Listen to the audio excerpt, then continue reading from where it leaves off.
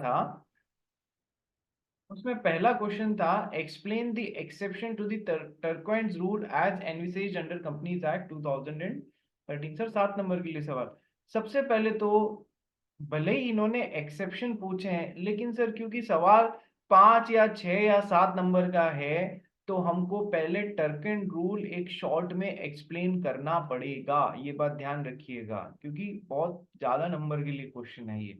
तो टर्कन रूल क्या होता है कि sir doctrine of indoor management को ही तो टर्कन रूल बोलते हैं। और क्यों टर्कन रूल बोलते हैं? क्योंकि रॉयल ब्रिटिश बैंक वर्सेस टर्कन में ये डिसाइड हुआ था। तो सर ये दो तो आने ही चाहिए ना। यस सर, कि sir Royal British Bank versus Turquand लिखा हुआ होना चाहिए, नहीं लिखा हुआ होगा तो पूरे नंबर नहीं मिलेंगे। डॉक्ट्रिन ऑफ इंडोर मैनेजमेंट को अपन ने शॉर्ट में एक्सप्लेन किया कि सर बाहर का आदमी ये तो नहीं जान सकता, जो कि पब्लिक डोमेन में नहीं आता है, उसको नहीं जान सकता कि अंदर हुआ था या नहीं हुआ था, सच में प्रोसीजर्स फॉलो हुए थे या नहीं हुए थे।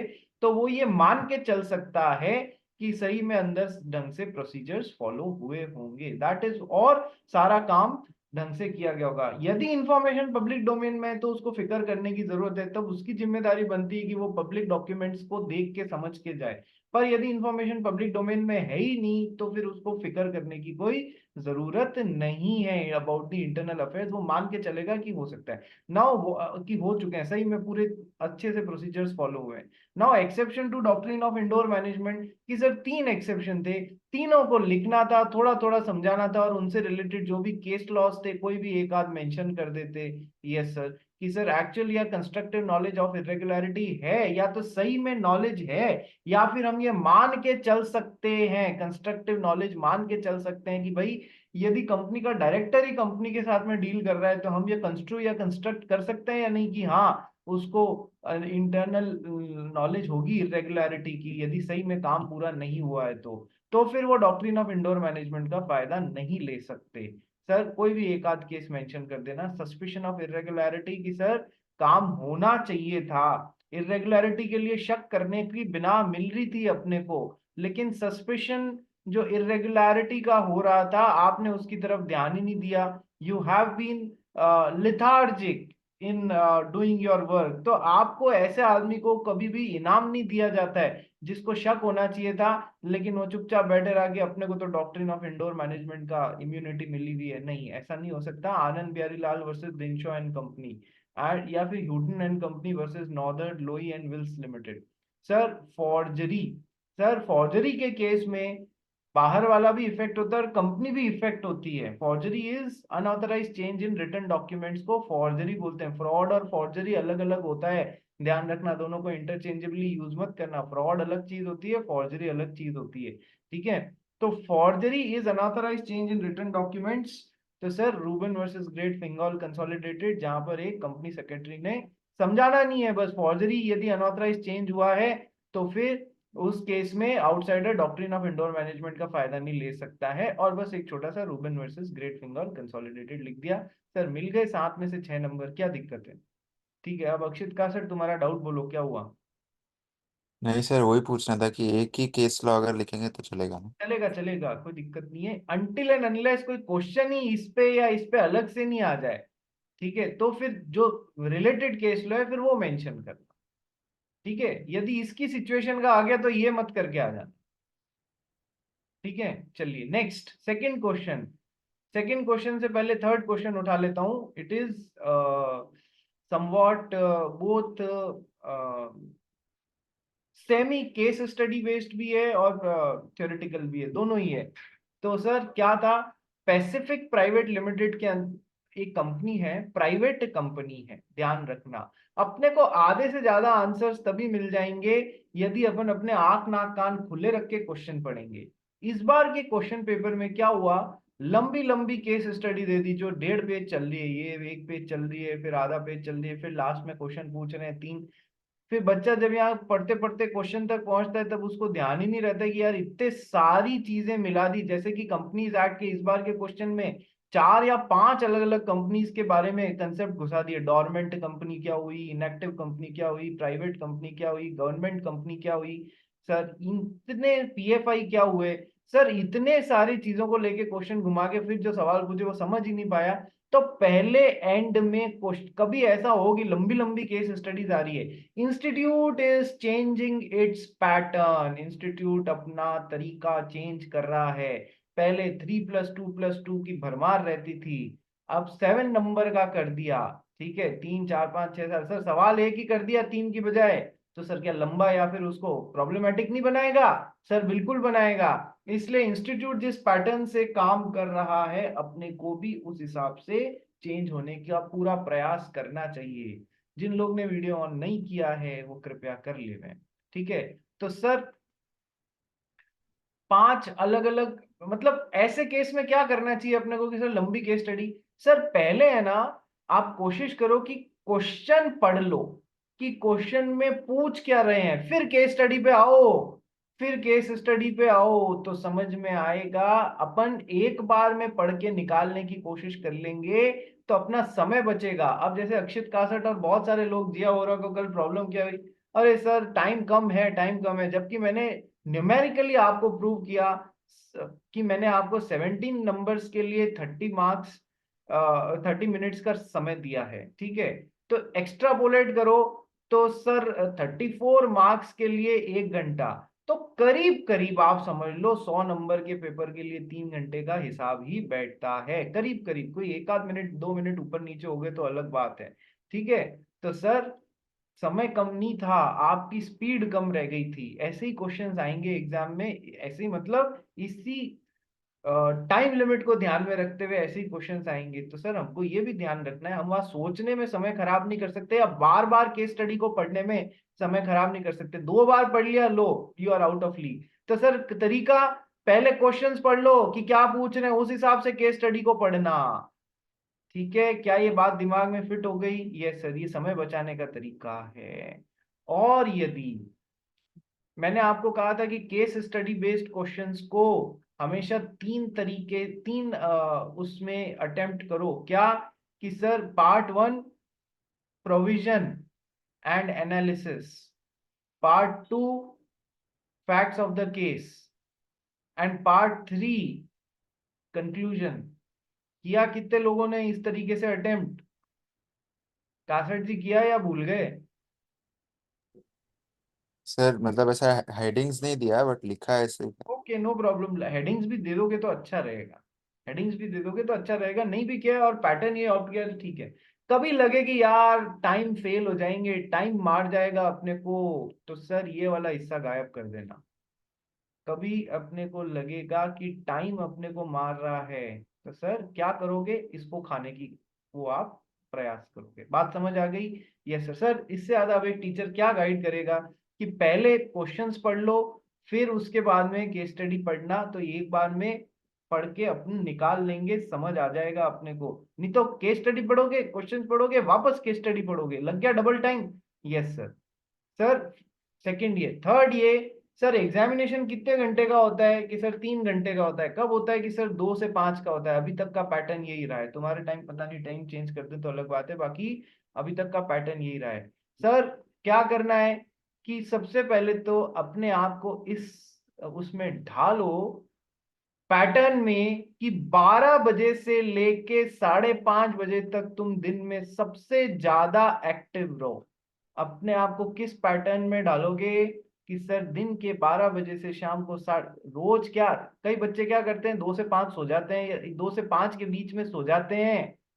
होता है ना, रात को light long night hours study करें तो 2 से 5, अरे ये पैटर्न दुख दे देगा, तुम्हारी बॉडी अनकॉन्शियसली स्लीप मोड में होगी इस समय, कॉन्शियसली तो जगे हुए होगे, अनकॉन्शियसली स्लीप मोड में होगी। तो क्या करना है सर, 1 से 5 या 1 से 5:30 के बीच में हम सबसे हाइपर एक्टिव हो, हमें अपने आप को उस तरीके से डालना है। सर एग्जाम में कितने दिन बचे हैं? मई खत्म हो गया, जून जुलाई अगस्त, सर ऑलमोस्ट जस्ट 90 डेज। ठीक है, 90 दिन में से भी 10 दिन इधर उधर चले जाएंगे, 80 दिन है तुम्हारे पास में। 2 सितंबर से तो एग्जाम ही चालू है। सर कितने दिन है? 80 डेज। लेस देन 100 डेज में तुमको सब कुछ तैयारी करके एग्जाम फोड़ना है। दिनों में आ चुके हो आप, महीनों में नहीं रहे हो, दिनों में आ चुके हो 80 डेज में। 80 डेज मेहनत कर लो, मेरे कहने से कर लो, जीवन संवर जाएगा। ठीक है, मैं भी तुम्हारे साथ कर रहा हूँ। नंबर 1। नंबर 2, कि सर अब, अच्छा एग्जाम में सर 3 घंटे मिलते हैं क्या? सर यदि समझदार हो तो 3 घंटे 15 मिनट निकाल लोगे। कैसे? कि सर आपको जाके अपनी सीट पे 1:30 पे सेटल हो जाना है, इतने टाइम पे निकलना, और 1:30 पे सेटल होके 1:45 पे पेपर हाथ में आ जाएगा। पेपर दे देते हैं 1:45 पे, 15 मिनट पेपर पढ़ने के लिए मिलते हैं। ये सब काम कब कर लोगे? उस दौरान कर लोगे। पढ़ने का काम और समझने का काम। पेपर पे कुछ लिख सकते हो क्या? नहीं सर। पेपर पे कुछ सिवाय टिक और क्रॉस के कुछ मत करना, वो भी बहुत सोच समझ के करना। सर क्वेश्चन कितने आते हैं पेपर में? कि सर 6 क्वेश्चन आते हैं, 1 2 3 4 5 6। Sir question number 1 is compulsory. Question number 1 will be compulsory. ठीक है, उसके जो भी 3 पार्ट्स हैं, 7 7 6 के, वो तीनों अटेंड करने रहेंगे। सर हर एक में 3 पार्ट होंगे, 7 7 6 के। अब वो फर्दर 7 और 6 को फर्दर सब डिवाइड कर सकते हैं, 3 और 3, 4+2, 5+2, इस तरीके से फर्दर भी सब डिवाइड कर सकते हैं। हाँ तो करने दो, क्या प्रॉब्लम है? 4, ठीक है, 4+3 में भी कर सकते हैं। Okay sir. सर हमें क्या ध्यान करना है? क्वेश्चन नंबर 1 कंपलसरी है। Yes sir. बाकी के 5 क्वेश्चंस में से सर हमको 4 क्वेश्चंस अटेंड करने हैं, कोई भी 4। Yes sir. तो सर अपने को उस 15 मिनट में कौन सा एक सवाल छोड़ना है, वो समझना है। कि सर ये में अपन ज्यादा नहीं कर पाएंगे, तो वो कौन सा एक सवाल छोड़ना है, और सबसे पहले कौन सा क्वेश्चन अटेंड करना है। क्वेश्चन 1 करना है, 2 करना है, 3 करना है, 4 करना है, सबसे पहले कौन सा सवाल अटेंड करना है, अपने को ये सोचना है। ठीक है। बिकॉज फर्स्ट इंप्रेशन जो आप क्रिएट करोगे ना पहले आंसर से, वो सबसे ज्यादा मैटर करेगा। उस हिसाब से आपके बाकी के क्वेश्चंस भी चेक होंगे। अपन सब सेम मेंटेलिटी लेके बैठे हैं, फर्स्ट क्वेश्चन से समझने की कोशिश करेंगे कि है ना बच्चे को आता है या नहीं आता है, उस हिसाब से उसकी कॉपी में टाइम दिया जाएगा। क्या सर कंपलसरी क्वेश्चन सबसे पहले अटेंड करने जरूरी है? नहीं सर। ऐसा कोई जरूरी नहीं है कि कंपलसरी क्वेश्चन सबसे पहले अटेंड किया जाए, ऐसा कतई कंपलसरी नहीं है। नंबर 1। नंबर तो सर कौन सा? कि सर जो मेरे को बेस्ट आता है वो सबसे पहले अटेंड करूंगा। सर जो मेरे को बेस्ट आता है उसका सारे सब पार्ट सबसे पहले अटेंड करूंगा, एक साथ अटेंड करूंगा। ऐसा नहीं कि क्वेश्चन नंबर 3 का ए और बी सबसे अच्छा आता है तो वो पहले अटेंड कर लिया और सी सबसे लास्ट में जाके कर रहे हो। ना ना ना, ऐसा मत करना। क्वेश्चन नंबर जो भी क्वेश्चन अटेंड कर रहे हो उसका सबसे सारे सब पार्ट्स एक साथ कंटिन्यूशन में अटेंड करेंगे। सर हर क्वेश्चन नए पेज से चालू होना चाहिए। ठीक है, न्यू पेज से। सर क्या हर क्वेश्चन का हर सब पार्ट भी नए पेज से चालू होना चाहिए? Yes sir. हर क्वेश्चन का हर सब पार्ट भी नए पेज से चालू होना चाहिए, ताकि एग्जामिनर जल्दबाजी में अपनी कॉपी चेक नहीं करे, उसको ध्यान रहे कि हाँ यहाँ ये आंसर खत्म हो गया है और नए पेज पे इस बंदे ने नया आंसर चालू किया है। जो मैं तुम लोग को बता रहा हूं ये क्या एक एक चीज समझ में आ रही है? एक एक चीज समझ में आ रही है? यस सर, ये एग्जामिनेशन के लिए बहुत जरूरी है। सर कितने? कि सर 3 घंटे। 3 घंटे में कितने क्वेश्चन अटेंड करने हैं? कि सर 5 × 20, हर क्वेश्चन 20 मार्क का होगा तो 100 नंबर का पेपर अटेंड करना होगा सर। 5 करने होंगे question attend. Yes sir. 5 question को यदि मिनट्स में तोड़ो तो 180 डिवाइडेड बाय 5 कितना होता है रे? 5 3 × 15 एंड 33 मिनट्स में हमको एक question along with all the 3 सब पार्ट्स हैंडल करने हैं। अलोंग विद ऑल द 3 सब पार्ट्स हैंडल करने हैं। तो सर कुछ क्वेश्चंस ऐसे आएंगे जिसमें ज्यादा आता, बहुत अच्छा आता होगा, कुछ क्वेश्चंस ऐसे अटेंड करोगे जिसमें उतना अच्छा नहीं भी आता होगा। तो यानी कि फर्स्ट क्वेश्चन जो सबसे पहले अटेंड कर रहे हैं अपन, जो भी फर्स्ट सेकंड थर्ड जो हमको बेस्ट आता है, उसमें 35 36 मिनट्स तक भी जा सकते हो, और उसका बचा हुआ टाइम जिस क्वेश्चन में कम आता है उधर एडजस्ट कर लेना। ठीक है, बात समझ में आई? Yes sir. Next. Sir exam में कौन सा पेन इंक काम में लोगे? कि सर एक तो बॉल पॉइंट पेन ही काम में लेना है, बॉल पॉइंट पेन ही काम में लेना है। दूसरा सर ब्लैक बॉल पॉइंट ही काम में लेना। ऐसा नहीं है कि ब्लू लोगे तो काम नहीं होएगा, पर सर ब्लैक बॉल पॉइंट काम में लेना है। ठीक है, बात समझ में आ गई? यस सर, क्योंकि ब्लैक और ब्लू दो ही इंक्स हैं सर। कीवर्ड्स लिखोगे? Yes sir. कीवर्ड्स को अंडरलाइन करोगे? यस सर, ध्यान दिलाना है ये कीवर्ड है, ये कीवर्ड है, ये कीवर्ड है। सर जहां तक हो सके पहले, यदि टाइम परमिट करे, तो क्वेश्चन से पहले एक स्नैपशॉट समरी दे देना क्वेश्चन की, स्नैपशॉट समरी कि सर ये इस क्वेश्चन में ये 5 पॉइंट्स डिस्कस किए जाएंगे। जैसे कि वो कंपनीज एक्ट का एक क्वेश्चन जो एग्जाम का कराया था कि सर इसमें डोरमेंट या इनएक्टिव कंपनी की बात आ रही है, इसमें पीएफआई की बात आ रही है, इसमें ये कुछ गवर्नमेंट कंपनी की बात आ रही है, ऐसे। तो ये snapshot summary of the question, टक टक टक टक टक, ठीक है। वो समझ जाएगा यार, ये समझदार आदमी है, इसको पास करना चाहिए। कहीं 1-2 नंबर का कहीं घपला हो रहा होगा ना, वो खुद कर लेगा तुम्हारे लिए, बात मानना मेरी, ठीक है। सर नेक्स्ट, सर जब जो भी नए पेपर से नया क्वेश्चन चालू करो तो उसमें ऊपर लिखना आंसर या क्वेश्चन 3A। सर ऊपर करके ऐसे बॉक्स बनाना, एग्जामिनर का ध्यान जाएगा कि अच्छा ये वाला क्वेश्चन है इस पेज पे। बात समझ में आई? यस सर, आ गई। कितनी सारी बातें बताई मैंने आपको क्वेश्चन से रिलेटेड। कोई फ्लो चार्ट बना सकते हो, ये 30 दिन बाद ये होगा, फिर 15 दिन बाद ये होगा, तो वो फ्लो चार्ट भी बनाना। फ्लो चार्ट बना सकते हो तो फ्लो चार्ट भी बनाना, ठीक है, छोटा छोटा स्नैपशॉट समरी जैसे। ओके, चलिए। तो अच्छा, क्वेश्चन नंबर 1 2 3 4 5 6, मैं इसका पैटर्न भी बताऊंगा कि 1 में पहला क्वेश्चन किससे आता है कि सर इंडियन कॉन्ट्रैक्ट एक्ट से प्रैक्टिकल आता है या फिर डायरेक्ट आता है, बी में कौन से सर, सी में पार्टनरशिप से आता है, बी में किससे आता है, कंपनी से आता है, सेल ऑफ गुड्स एक्ट से किससे आता है। ये पैटर्न करीब करीब फिक्स है इंस्टीट्यूट का, ठीक है। प्लस ये भी डिस्कस करूंगा आपसे कौन से में, जैसे इंडियन कॉन्ट्रैक्ट एक्ट है तो पिछली 2 बार से चेंज कर दिया इंस्टीट्यूट ने कि सर कॉन्ट्रैक्ट एक्ट में से प्रैक्टिकल कितने नंबर के क्वेश्चंस आएंगे, पहले तो उसमें से प्रैक्टिकल एक अंदाजा कितना और थ्योरेटिकल एक अंदाजा कितने नंबर के क्वेश्चंस आएंगे। तो अपने को ये भी ध्यान रहेगा हर एक्ट में हमको उस एक्ट को प्रैक्टिकल एस्पेक्ट से ज्यादा पढ़ना है या थ्योरेटिकल एस्पेक्ट से ज्यादा पढ़ना है, अपने को ये भी समझ में आएगा।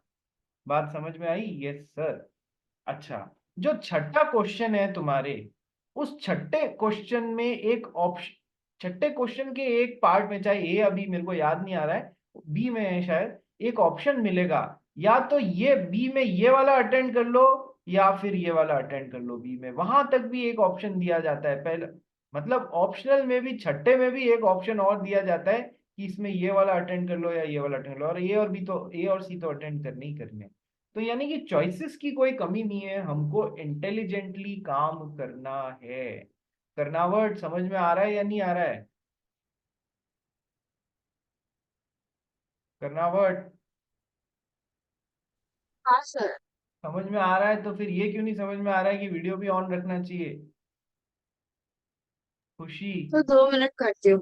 खुशी, जिया वोरा, जिया जैन, वीडियो ऑन करो ताकि तुम्हारे टीचर का वो तुम्हारी वेवलेंथ समझ में आए कि चेहरे से कि उसको समझ में आ रहा है सामने वाले बच्चे को या नहीं आ रहा है। Sir it should be a two way communication. What is the best way?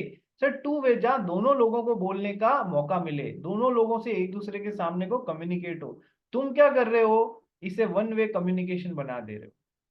You are just keeping it as a one way communication. मैं बोल रहा हूँ तुम्हारी तरफ से तो कुछ कम्युनिकेट हो ही नहीं रहा है, तो वो एब्सर्ड कम्युनिकेशन हो जाएगा, ठीक है। आइए, तो अब सर स्पेसिफिक, अच्छा क्वेश्चंस बड़े ध्यान से पढ़ना है यार।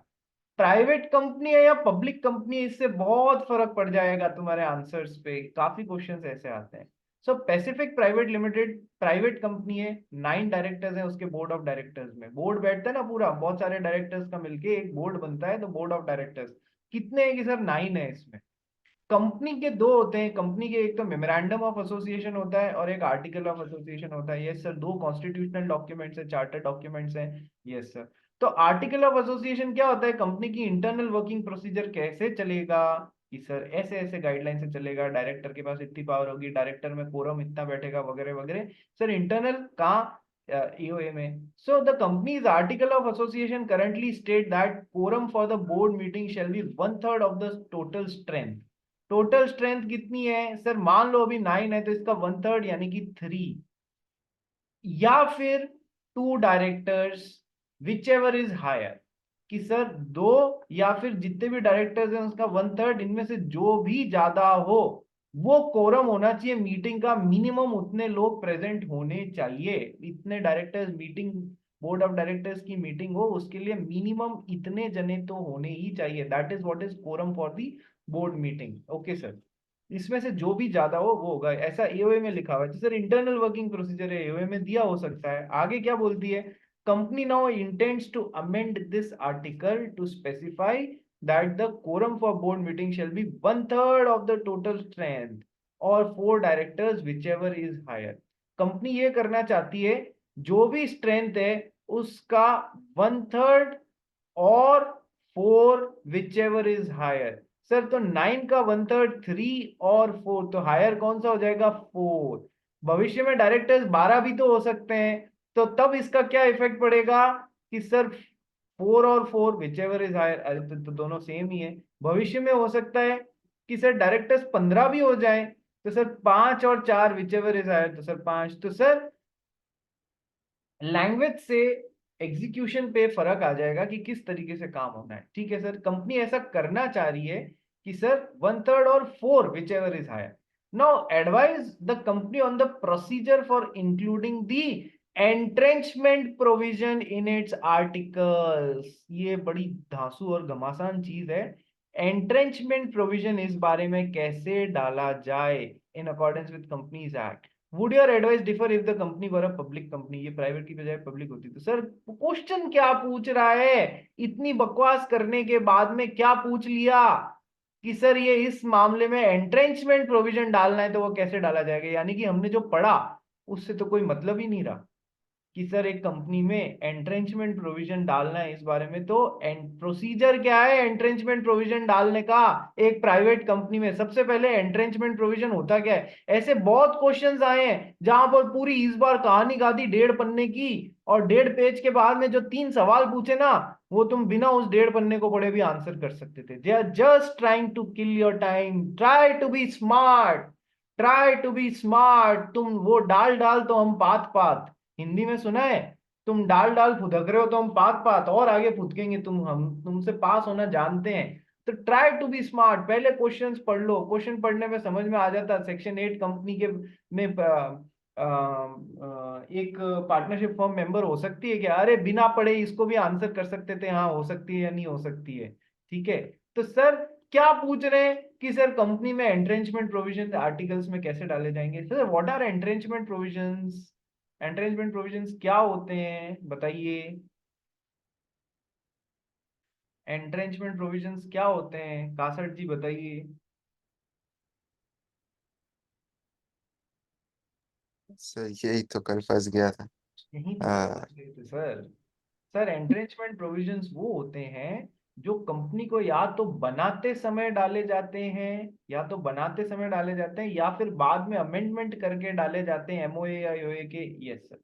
सर बेसिक एक कंपनी का बनाने वालों के लिए एक स्ट्रक्चर बनाना चाहते हैं कि सर ये हमारी कंपनी में ऐसा होगा।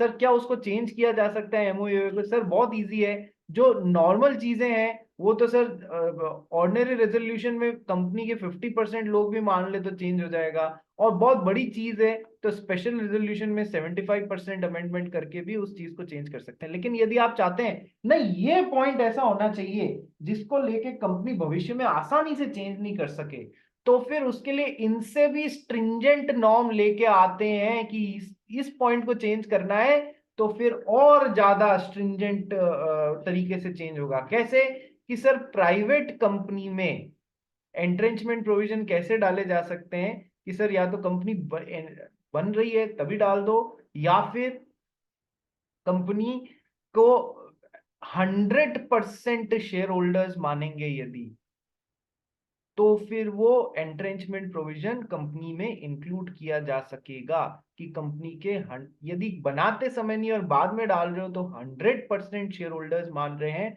तभी वो डाला जा सकेगा। और यदि तुम एक पब्लिक, और फिर क्या रजिस्ट्रार को ऑफ कंपनीज को इन्फॉर्म करना रहेगा, ये तो है ही है सर। और यदि तुम पब्लिक कंपनी की बात कर रहे हो तो सर उसमें भी या तो कंपनी बनाते समय एंट्रेंचमेंट प्रोविजन डाल दो फॉर्मेशन के टाइम, या फिर सर जब बाद में कंपनी फॉर्म होने के बाद में एंट्रेंचमेंट प्रोविजन डालना है तो सर स्पेशल रेजोल्यूशन के थ्रू एंट्रेंचमेंट प्रोविजन डाला जा सकता है। कंपनी में जितने भी लोग हैं उसमें से 75% लोग यदि हाँ कर दें तो स्पेशल रेजोल्यूशन के थ्रू एंट्रेंचमेंट प्रोविजन डाला जा सकता है। ठीक है सर। क्या एंट्रेंचमेंट प्रोविजन डालना है कि सर कंपनी, प्राइवेट कंपनी, अब अपने केस में तो प्राइवेट कंपनी है, तो सर 100% लोगों को मानना पड़ेगा, तब जाके एंट्रेंचमेंट प्रोविजन डलेगा कि यदि भविष्य में हम इसको चेंज करना चाहते हैं तो सर हमको इस स्पेशल रेजोल्यूशन से ज्यादा, चाहे 80%, 90%, 100%। सर पब्लिक कंपनी का एग्जांपल देखो, एंट्रेंचमेंट प्रोविजन के थ्रू डाल दिया कि जब तक 90% लोग नहीं मानेंगे तब तक ये चेंज नहीं होगा, इसमें स्पेशल रेजोल्यूशन नहीं लगेगा। प्राइवेट कंपनी में तो क्या, जब तक 100% नहीं मानेंगे तब तक वो एंट्रेंचमेंट प्रोविजन डल ही नहीं सकता है। सर एंट्रेंचमेंट प्रोविजन डाला कैसे जाएगा?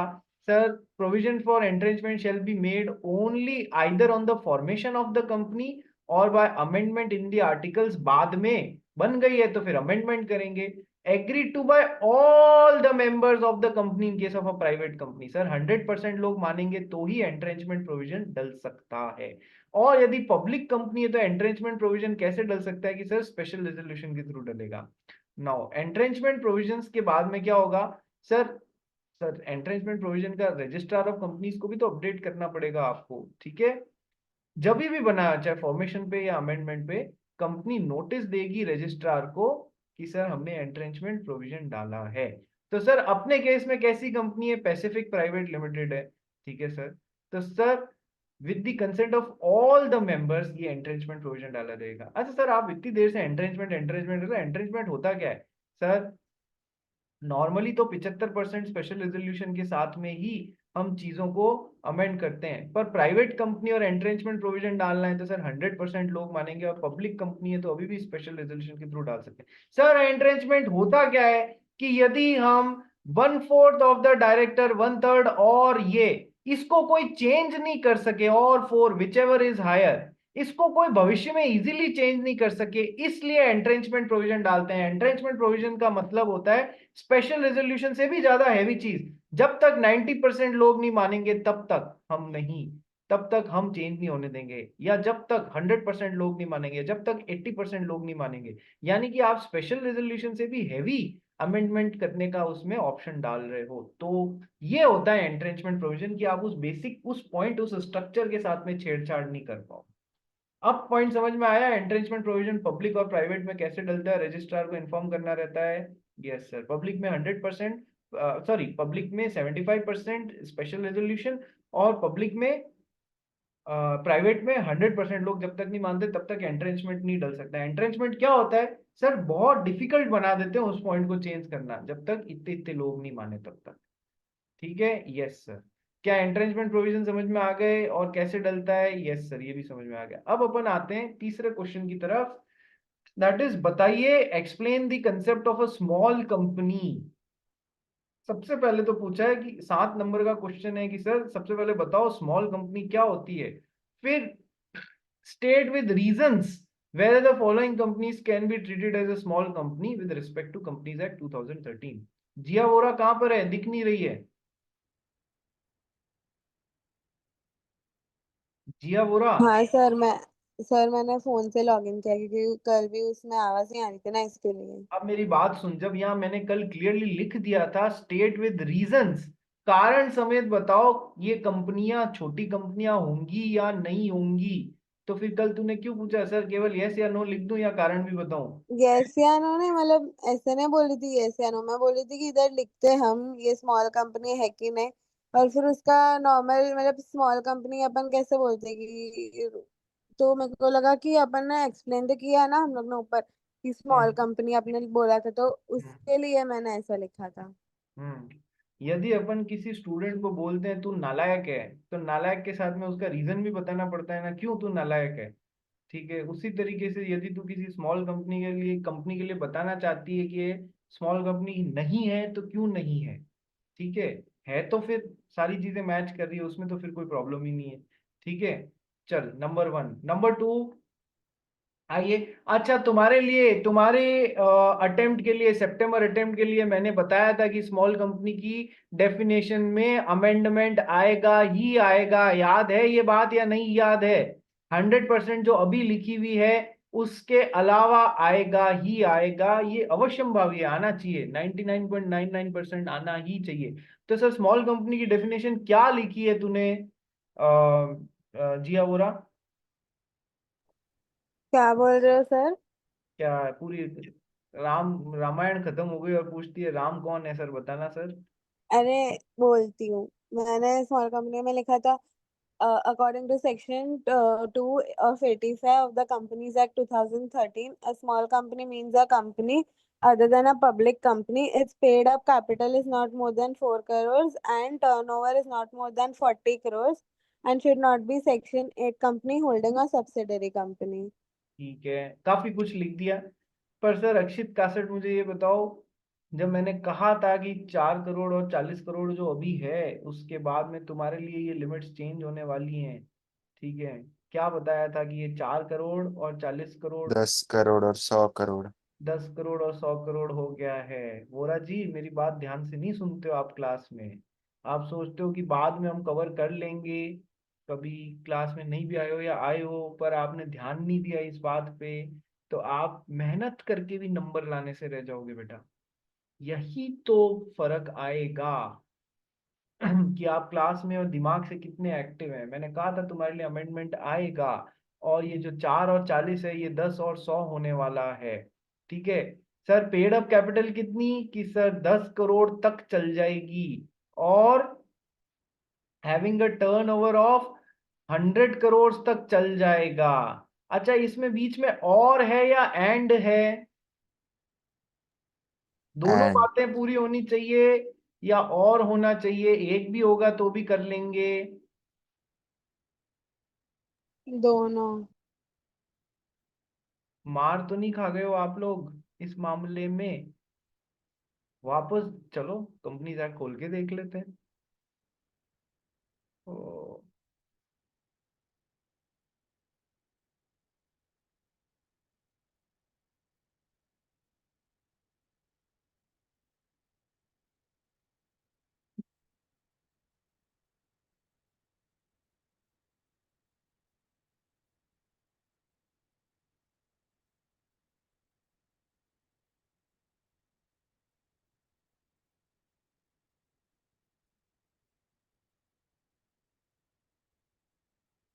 स्मॉल कंपनी सेक्शन से ही लिखा है बोरा ने, paid up share capital of which does not exceed, ये तो क्या चेंज हो गए हैं, टर्नओवर, ठीक है? यहाँ पर तो लिखा हुआ है एंड, ठीक है सर, और यहाँ पर क्या लिखा हुआ है? एंड, ठीक है, paid up share capital not more than 4 crore and turnover of not more than 40 crore. ये क्या हो गया? 10 करोड़ और 100 करोड़ हो गया है। और सर वो क्या, it should be a private company? Yes sir, public company नहीं होनी चाहिए, ठीक है? और सेक्शन 8 कंपनी नहीं होनी चाहिए, और होल्डिंग एंड सब्सिडियरी कंपनी वाले उसमें नहीं होनी चाहिए, ठीक है? और इट शुड सर नॉट, वो भी तो था ना। ये भी लिखना, अब कंपनी और body corporate govern by any special act भी नहीं होनी चाहिए, ठीक है? दोनों पॉइंट्स मैच करने चाहिए, ठीक है? तो अब आ जाओ, एक एक पॉइंट को देखना चालू करते हैं कि ये स्मॉल कंपनी है या नहीं है। सर एसपीएस, हाँ जी और बोल। अब वो 40, मैंने वो 4 करोड़ और 40 करोड़ लिखा था और इधर 9 करोड़ और 100 करोड़ है।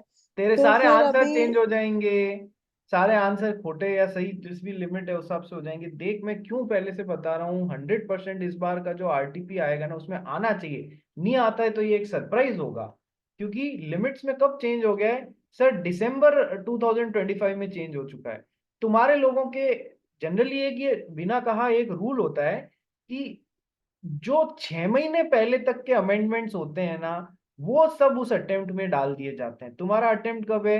कि सर हमारा अटेम्प्ट सितंबर 26 का है, और इस बार जो बच्चों ने अटेम्प्ट दिया वो मई 25 का दिया है। तो सर मई 25, ये दिसंबर में भी लास्ट डेज में आया था शायद, ये मेरे ख्याल से 20 या 30 दिसंबर के आसपास आया था ये अमेंडमेंट। तो अमेंडमेंट की तारीख से जनरली 6 महीने वेट किया जाता है। तो मई के एग्जाम तो 14, 16, 20 ऐसे ही आ गए थे। क्या 6 महीने हुआ था? जनवरी, फरवरी, मार्च, अप्रैल, मई, 5 महीने ही हुए थे सर। तो इस वजह से मई वालों के ये अमेंडमेंट नहीं घुसा, दिसंबर 25 में आया हुआ। तुम्हारे जरूर जरूर आएगा ये अमेंडमेंट आरटीपी में, ठीक है? 10 करोड़ और 100 करोड़ का, ठीक है? चलिए, तो अब STS प्राइवेट लिमिटेड, एक बार सेम लिंक पे वापस रीज्वाइन करो रे सब जने।